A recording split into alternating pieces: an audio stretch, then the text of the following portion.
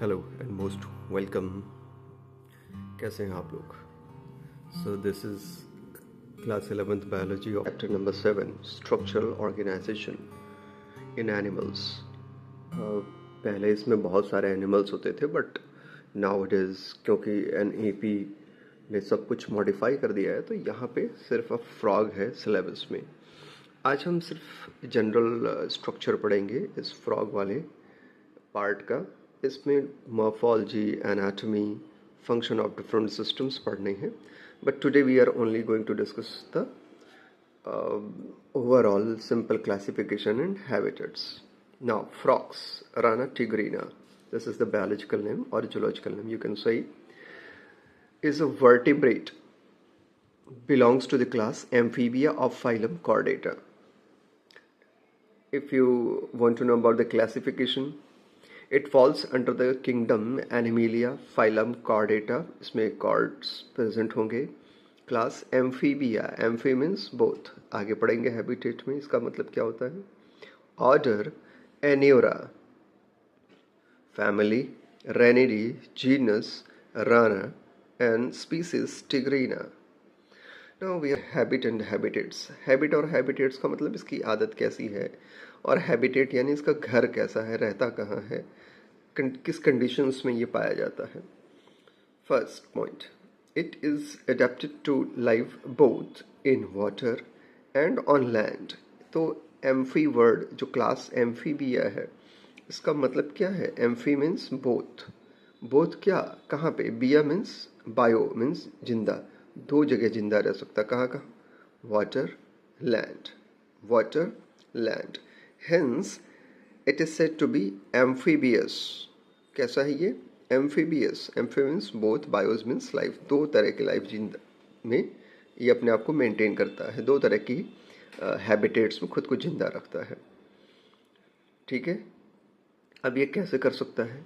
तो इनके पास जो स्किन होती है, स्किन के थ्रू ये रेस्पिरेशन करते हैं पानी में, उसको हम क्यूटिनस रेस्पिरेशन कहते हैं, प्रीवियस क्लासेस में आपने पढ़ा है।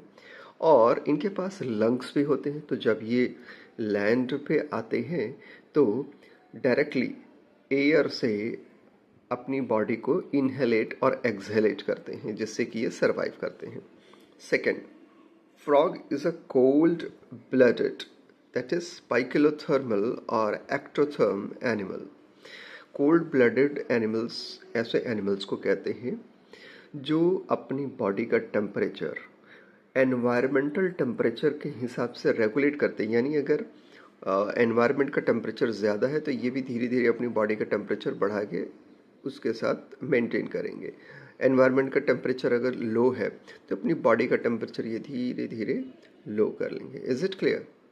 तो ऐसे एनिमल्स को हम पाइकिलोथर्मल या पाइकिलोथर्म्स कहते हैं, because its body temperature is not constant. Poikilotherm क्यों है? Because its body temperature is not constant and fluctuates with the temperature of environment. This is the reason that the frogs are not seen during summers and winters. अब क्योंकि ये cold blooded है, कोई भी animal जो cold blooded होगा वो बहुत ज़्यादा गर्मी और बहुत ठंड दोनों में गायब हो जाते हैं। सर गायब कहाँ हो जाते हैं, ये क्या बात है?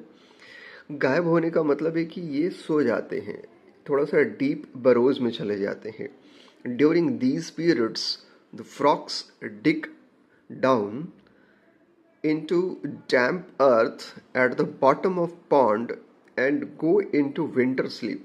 जब ठंडी में सोते हैं तो इनको विंटर स्लीप या इसको हाइबरनेशन कहा जाता है। क्या कहते हैं बच्चों? हाइबरनेट कर गए। So this process is called hibernation. और when they repeat in the summer या समर स्लीप जिसे कहेंगे, तो उसको हम एस्टिवेशन कहेंगे। It protects them from the extreme heat and cold, नहीं तो उनकी डेथ हो जाएगी।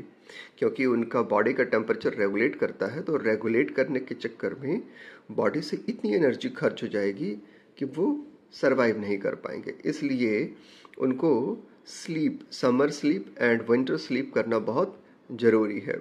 Frogs are most active in rainy season and आपको पता है बरसात के टाइम में ये क्रॉक क्रॉक क्रॉक क्रॉक ऐसे आवाज़ करते रहते हैं।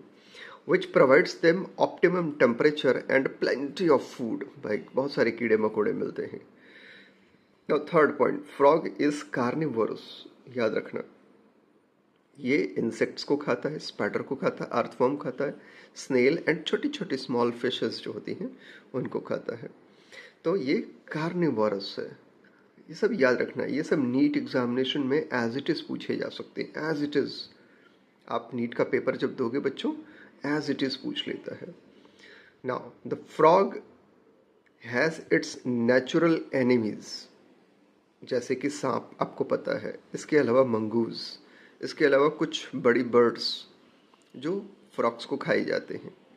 तो ये इनकी नेचुरल एनिमीज है। To escape enemies, frog can change their body colour, this is called camouflage. ये जो तरीका होता है अपनी बॉडी को चेंज करके सराउंडिंग के जैसा कलर कर लेना, उसमें छिप जाना, तो इसको हम क्या कहते हैं बच्चों? इसको हम लोग कहते हैं कैमोफ्लैज करना, है ना, मिमिक्री करना। आप सिंपल वर्ड्स में कह सकते हैं मिमिक्री करना। This protective coloration is called mimicry. Okay, so this is all about the simple introduction of this chapter, especially the classification and habitat. So पढ़ते रहो, मस्त रहो। नेक्स्ट लेक्चर में हम इसकी मॉर्फोलॉजी के बारे में पढ़ेंगे। God bless you.